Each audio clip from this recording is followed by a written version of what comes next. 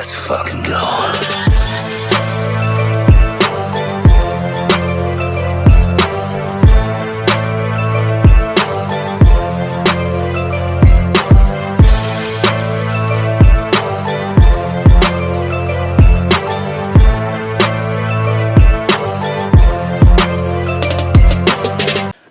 Welcome to the Comic Game Movie Show. My name is Deshaun, and yesterday, the day before Agatha's finale, Marvel decided to release a little bit of a teaser for what's to come. Now, Agatha, I believe, will be the last live-action Marvel project till 2025, so maybe it's just apropos. Maybe it's just great marketing to not only build up the excitement for the MCU by releasing this, teaser trailer, they've done stuff like this before, but this teaser trailer for all the MCU related things that are coming to Disney Plus starting next year.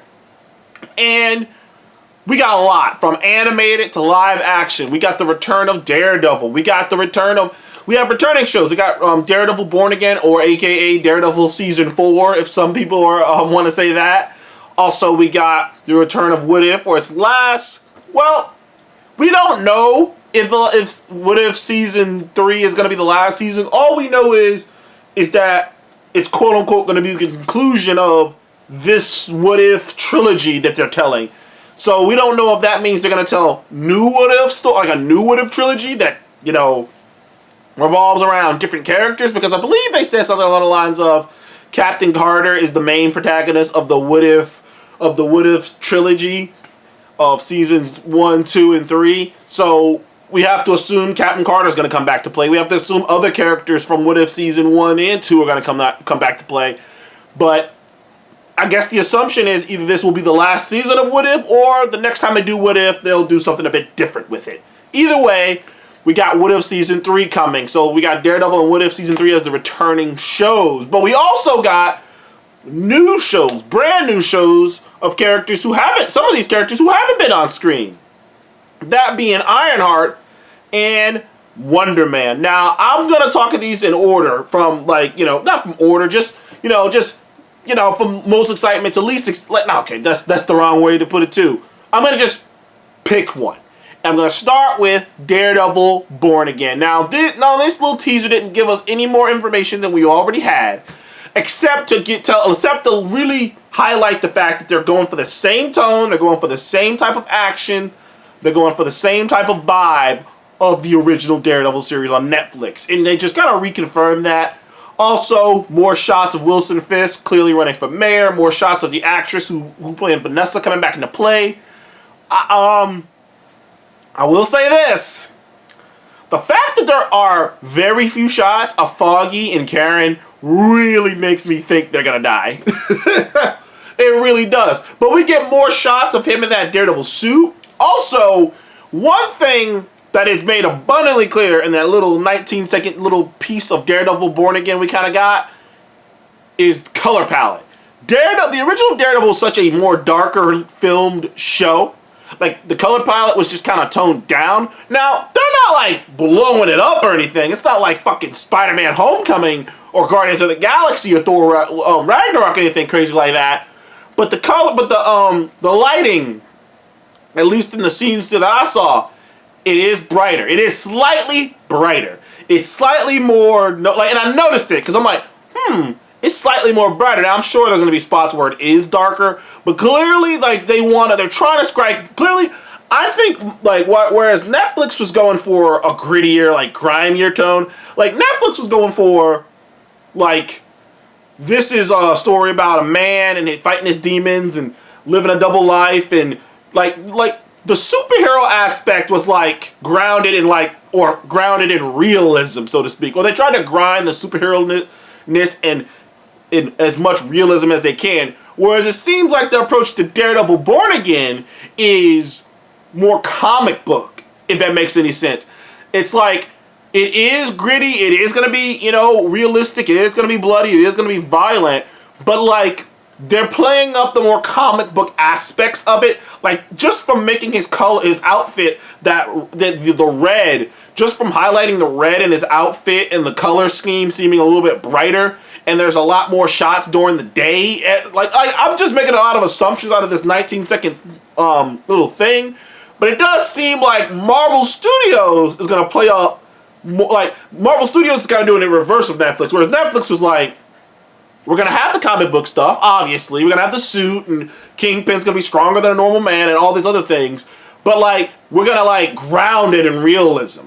Whereas Marvel's like, we're going to have this grounded realism. We're going to have the, the darkness. We're going to have the blood. We're going to have we're going to have the things. But we're also going to bring the more comic book element of Daredevil to here. So I'm excited to see Daredevil Born Again. I believe it's coming out in March, I think. Hold on, I gotta just double check this. I gotta just make sure it's coming out, March 4th, so I'm excited about that.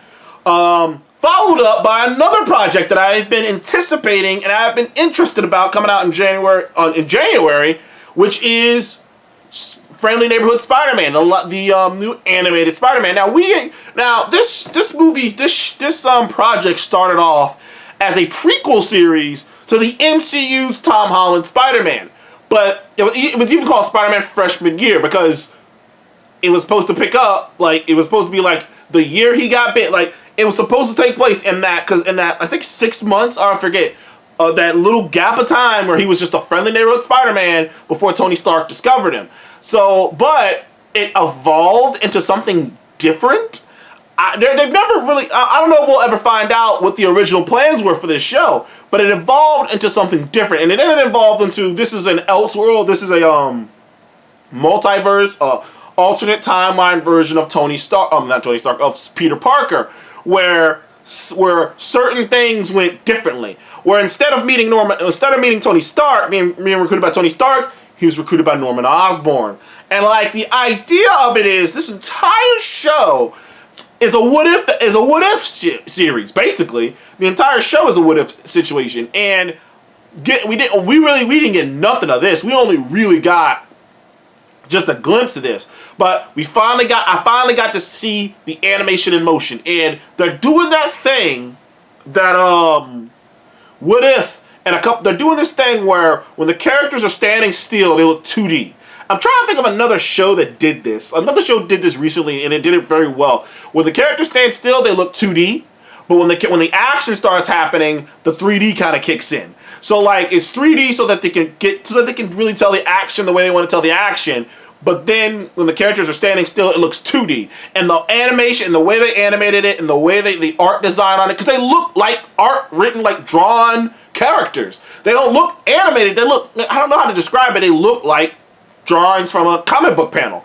So I'm excited for that show. I'm hoping for the best for that show, especially with the buzz around people really clamoring for the 90s Spider-Man show. I love Spider-Man. Spider-Man and Batman have had the most good Spider-Man shows than anyone. So I'm hoping for another great Spider-Man show. I love me a new Spider-Man and a new Batman show. Just because those two characters, rogues galleries and their stories, they just lend themselves to be told differently and reinterpreted differently and whatnot. So I'm excited to see Friendly Neighborhood Spider-Man. Then we got, ironically, another show that hasn't really even been talked about that much. It's really kind of been felt like rumor for so long, which is Wonder Man. And Wonder Man is, once again, it's another one of those things where we didn't get to see a glimpse of it. In fact, if you just saw Wonder Man and you didn't know that it was a Marvel show, you probably wouldn't, because it just looks like a guy's going in for a casting to be cast as Wonder Man, and that's it. But Wonder Man has the potential to be the most unique MCU project, because it could be the most meta thing that the MCU's ever done in terms of like the way they kind of set it up and the way we kind of get the vibe that they're going is that this is an MCU film company, big time billion-dollar studio, trying to create its own superhero franchise in the MCU. Like, in a world where superheroes exist, there's a studio trying to create a superhero to make money off of in the box office. So I feel, and the thing about it is, the MCU isn't a stranger to meta shit like that after Captain America's made movies. Captain America has a musical, Rogers the Musical. There, as you saw in Spider-Man, with Far From Home, there are straight up documentaries about the events of about Wakanda and the events of the Snap and whatnot. Ant-Man has a podcast. Captain Marvel has a YouTube channel. Like, there are a lot of meta things. I mean, Avengers Con. There's a lot of meta things. And it kind of brings into question something that just, no one's really thought about, which is, like, a lot of these superheroes, they don't give a shit. Like, they haven't, like, licensed the rights to their own, to their own imagery. So, like, characters like Rock, characters like the Guardians, characters like Peter Quill, and certain characters, like, they just, like, they're open to be used. Like, their characterizations are, like, open domain. Like, how would Hollywood operate and handle a world where superheroes really exist? And I think that show is going to dive into that, which is going to be fascinating, wildly fascinating.